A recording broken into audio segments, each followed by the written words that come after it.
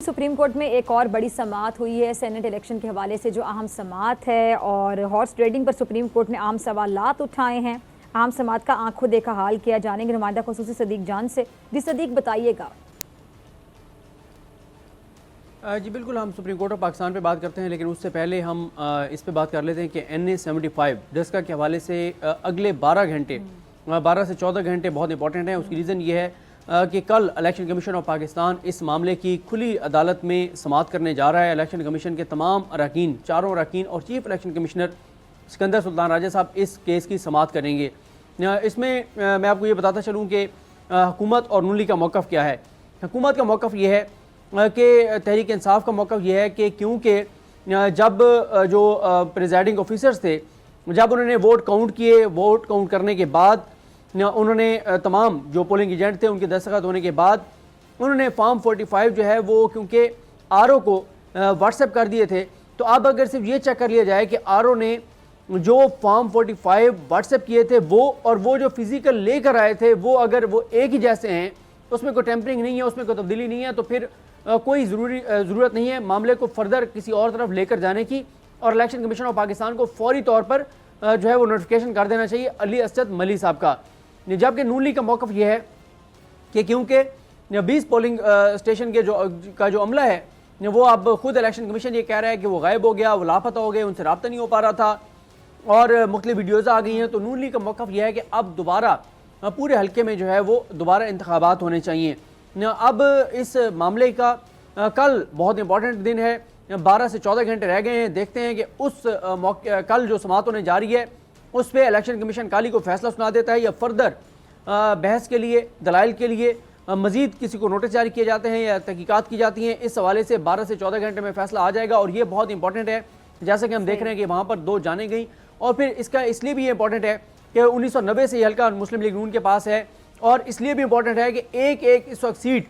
इतनी इंपॉर्टेंट है क्योंकि आपको पता है कि यूसुफ रज़ा गिलानी साहब और हफीज़ शेख साहब का जो है वो तगड़ा मुकाबला होने जा रहा है। इसके जुड़ी हुई दूसरी खबर जो सुप्रीम कोर्ट ऑफ पाकिस्तान में मामला चल रहा है वो है कि सीक्रेट बैलेटिंग होगी या ओपन बैलेटिंग होगी। इसमें जो आज डेवलपमेंट है वो ये है कि रज़ा रब्बानी साहब ने भरपूर दलाइल दिए, अदालत को कन्विंस करने की कोशिश की कि सीक्रेट बैलेटिंग ही होनी चाहिए। और उसकी उन्होंने बहुत सारी वजूहात बताई कि जी हो सकता है कोई ज़मीर की आवाज़ पर किसी और उम्मीदवार को वोट डालना चाहता हो, कोई किसी और के नुक्ता नज़र से इत्तफाक करता हो, किसी की कोई पार्टी किसी की बात ना सुन रही हो और वो मुल्क की बेहतरी के लिए किसी और को वोट देना चाह रहा हो। उनके ये तमाम जो दलाइल थे उसमें वो सुप्रीम कोर्ट ऑफ पाकिस्तान को आज कम अज़ कम कायल करने में मुकम्मल तौर पर नाकाम नजर आए हैं। जजेस की जानिब से ये कहा गया है कि मौजूदा जो तरीक़ाकार है अगर इसको चलने दिया गया तो इसका वाज़ेह मतलब यही है कि पार्टी डिसिप्लिन को फॉलो नहीं किया जाएगा, मुतनासिब नुमाइंदगी का असूल जो है वो लागू नहीं होगा। और साथ ही जब रज़ा रब्बानी साहब ने ये कहा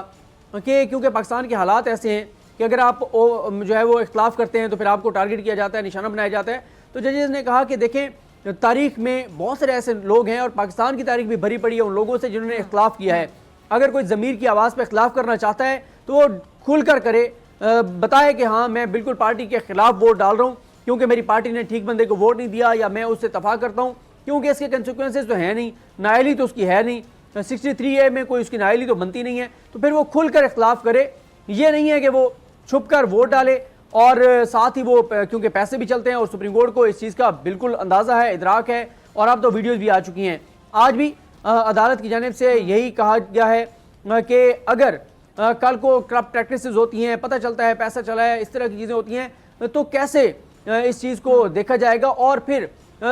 जो इलेक्शन कमीशन ऑफ पाकिस्तान है वो ये कहता है कि उन्होंने एक मॉनिटरिंग कमेटी बना दी है जो मॉनिटर करेगी और उसमें उन्होंने कहा है कि FIA का नुमाइंदा, FBR का नुमाइंदा और साथ ही NAB का नुमाइंदा, स्टेट बैंक का नुमाइंदा, ये तमाम जो इदारे हैं उनका एक एक नुमाइंदा शामिल होगा। लेकिन अटॉर्नी जनरल पाकिस्तान खालिद जवेद खान साहब का ये कहना है कि जिन्होंने पैसा देना होता है वो बैंकिंग चैनल से नहीं देते। और साथ ही इजाज़ुल हसन साहब पहले ही कह चुके हैं कि ये जो 2 नंबर कामों का पैसा होता है, जो मंशात फरोशी का पैसा होता है, जो करप्शन का पैसा होता है, वो बैंकों में नहीं रखा जाता, वो इसी तरह बैगों में ही ट्रांसफ़र किया जाता है। तो इस हवाले से अब 2 से 3 समातें बाकी लग यही रहा है कि रह गई हैं। सुप्रीम कोर्ट इस हवाले से जो भी फैसला देगा उसके बराह रास्त जो है वो असरात होंगे यूसुफ रज़ा गिलानी साहब और हफीज़ शेख साहब के ऊपर तो ख़ास तौर पर, और ओवरऑल भी पाकिस्तान के चारों सूबों में जो सेनेट इंतखाबात होने जा रहे हैं, रज़ा रब्बानी साहब कल अपने दलाइल जो हैं वो मुकम्मल कर लेंगे, लेकिन आज भी जजेस दो चीज़ों पर उनसे बहुत ज़्यादा सवाल हुए मुतनासिब नुमाइंदगी के ऊपर कि एक जमात जिसके MPs जितने बनते हैं सूबों में उसके मुताबिक उनको अगर वोट नहीं मिलते तो ये इलेक्शन कमीशन ऑफ पाकिस्तान की नाकामी होगी, और दूसरा सिक्रेसी के ऊपर अटॉर्नी जनरल पाकिस्तान तो सुप्रीम कोर्ट को यही कह रहे हैं कि आप ऐसा फैसला दें जिसमें आप ये बता दें कि सिक्रेसी जो है वो सिर्फ उस वक्त तक है जब तक आप बैलेट बॉक्स में बैलेट डाल नहीं देते। जब आपने बैलेट बॉक्स में बैलेट डाल दिया, सिक्रेसी की शिक खत्म हो गई, वो बैलेट जो है वो आ जाएगा इलेक्शन कमीशन ऑफ पाकिस्तान के पास, वो ट्रेसेबल होना चाहिए। कल को अगर कोई देखना चाहे कि किसने किसको वोट डाला तो कम से कम इलेक्शन कमीशन देख सके, या अदालत में अगर मामला जाता है और अदालत हुक्म देती है तो अदालत के हुक्म पर इलेक्शन कमीशन खुद ही देख ले। और ये भी कहा इजाजुल हसन साहब ने कि हम ये नहीं कह रहे कि कोई दरखास्त देगा और बैलेट पेपर अगले दिन अखबार में छप जाएगा, हम तो ये कह रहे हैं कि इलेक्शन कमीशन खुद देख ले। और ये भी मैं आपको बता दूं कि जो कुछ NA 75 में हुआ है इसका बरह रास्त आपको असर नजर आएगा इस केस के ऊपर, क्योंकि सुप्रीम कोर्ट ऑफ पाकिस्तान पहले ही ये ऑब्जर्वेशन दे चुकी है कि इलेक्शन कमीशन ऑफ पाकिस्तान उस तरह से अपनी ताकत का इस्तेमाल नहीं कर रहा, अपने इख्तियार का इस्तेमाल नहीं कर रहा जो आइन उससे तकाजा करता है। तो अब तो सबने देख लिया है कि election commission of Pakistan NA 75 में साफ शफाफ इलेक्शन कराने में नाकाम नजर आया है, और चाहे करप्ट प्रैक्टिसेस हुई है या नहीं हुई, लेकिन इतनी आवाजें ऐसी उठी कि जिससे पूरा इलेक्शन का प्रोसेस जो है उसके ऊपर सवाली निशान लग गया। ठीक है सदीक जान, बहुत बहुत शुक्रिया आपकी बड़ी खबर के लिए तज्जिए के लिए। नाज़रीन, पेमरमैन है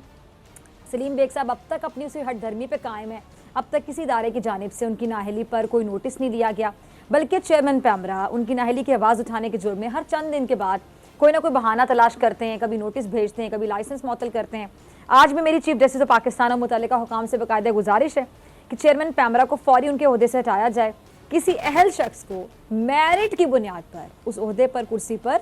बिठाया जाए। सब्सक्राइब करें और बेल दबाएं ताकि कोई खबर रह न जाए।